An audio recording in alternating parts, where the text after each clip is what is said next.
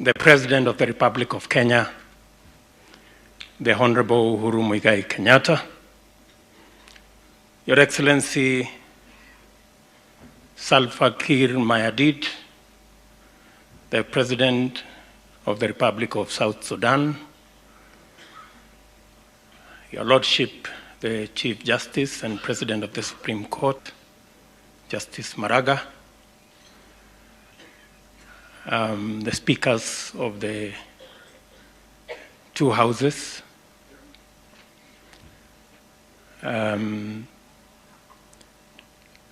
former Vice President Kalonzo Musyoka, former Vice President Musalia Mudavadi. I don't know why we keep forgetting that once upon a time, Musalia was our Vice President.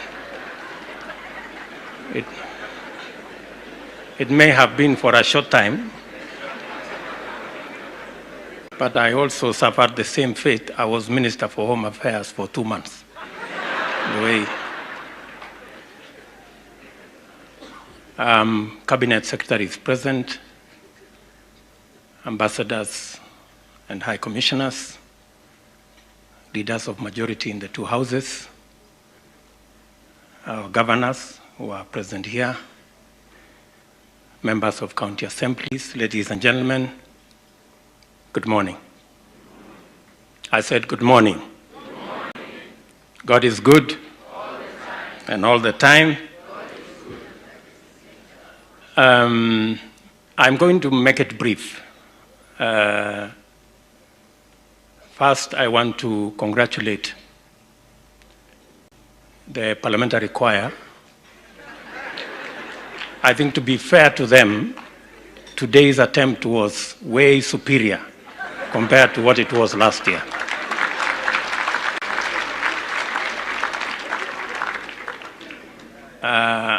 It would have been better, though, if Kajiado County had not come to perform.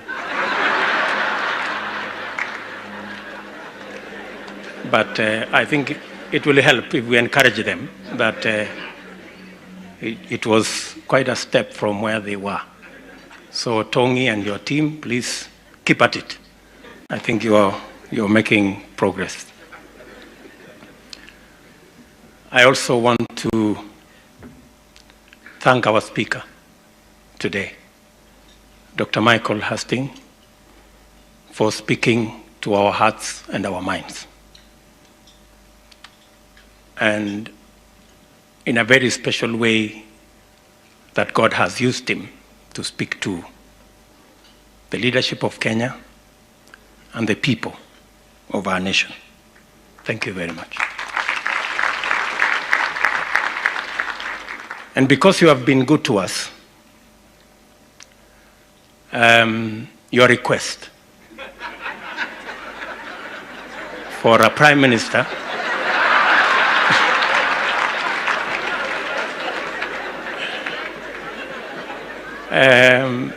we have a retired one in Kenya, and we can and since the Constitution has abolished the position of Prime Minister in Kenya, so he may not have it anytime soon. So we will send you his CV. Maybe you can consider.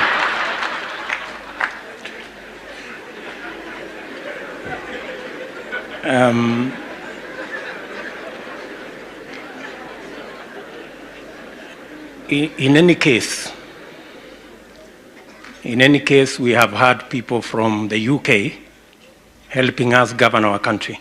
So it may just be a good opportunity for us to pay back and send you something.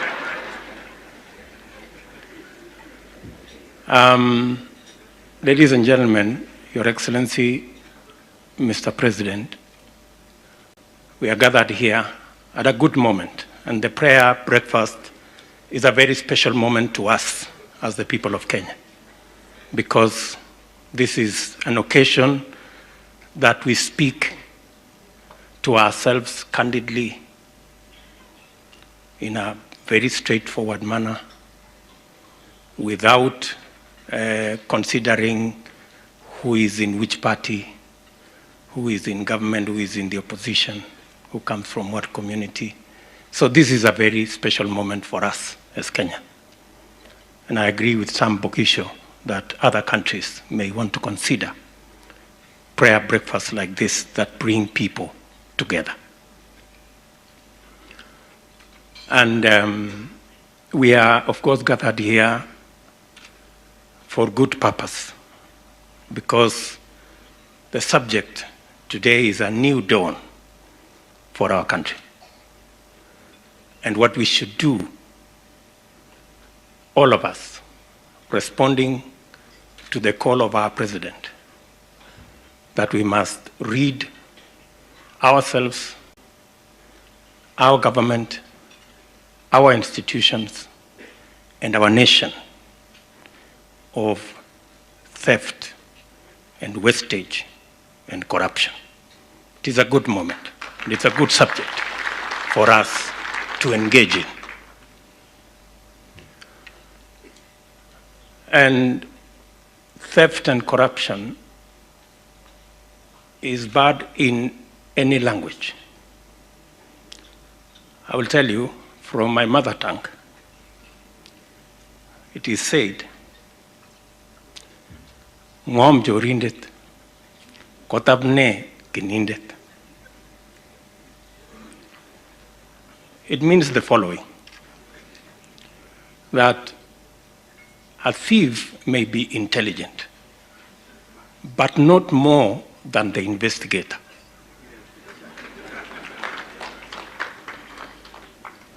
And I think it is an encouragement to our investigative authorities that it is long held that the job that you do is possible. And as we've said as a nation, you have our support as you help us deal with the challenge that we have. In any case, Exodus 20:15, the 10 Commandments, says, do not steal. It's as straight as that. Do not steal. Therefore, we are perfectly, not just as a nation, but it is also a spiritual fight. And as we do that, we must remember Exodus 20:16, the following verse, which says, do not bear false testimony.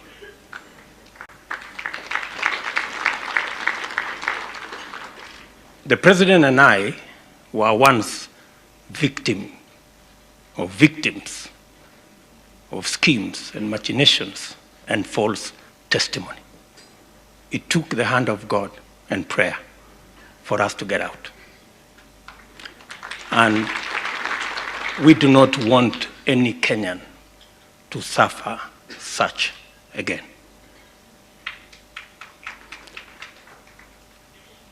And as we pursue this very noble cause for the soul of our nation, we must remember to inspire the hawker to own a kiosk, and the gentleman who owns a kiosk to own a shop, and the one who owns a shop to own a mini market, and the one who owns a mini market to own a supermarket and a wholesale. We must remember to inspire the person who walks to buy a bicycle, and the one who rides a bicycle to buy a boda, and the boda guy to buy a tuk-tuk, and the tuk-tuk gentleman to buy a second-hand vehicle, and the one of the second-hand vehicle to buy a new car. That we must. Because as we've been told by the Speaker, this nation does not belong to the elite alone.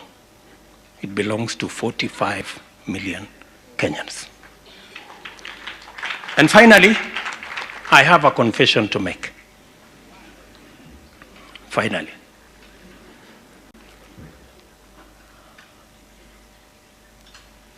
I have had occasion to discuss, for example, in 1978, when our founding father passed on, I remember very well, because we were on school holiday, and I was looking after my father's cows. And when around 3 o'clock we were told President Kenyatta had passed on, I remember we hurriedly took the cows home. We ran, literally, because in my mind, I thought it was the end of the world.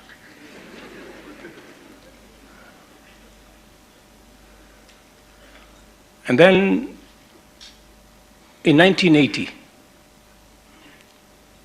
when I was preparing to do Standard 7 exams, CPE, that was called then, I remember very well when I went to do the exams, I was barefoot because, of course, that was the nature of the village life. We didn't have shoes. My father bought me my first shoe in 1981 from a Mr. Onyango on the street for 60 shillings because he could not afford the butter shoes. Why am I saying this? Today, as you can see,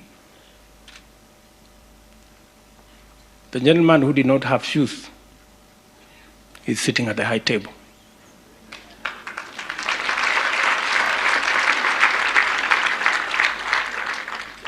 With the son of the founding father.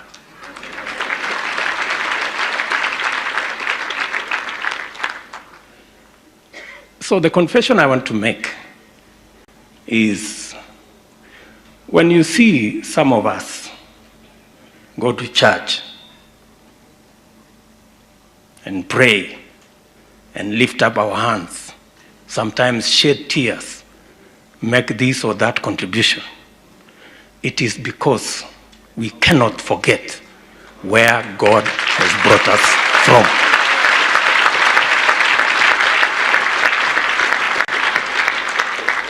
I beg you to understand, some of us have more to thank God for than some of you. So please, I beg you to understand, because sometimes you judge us harshly.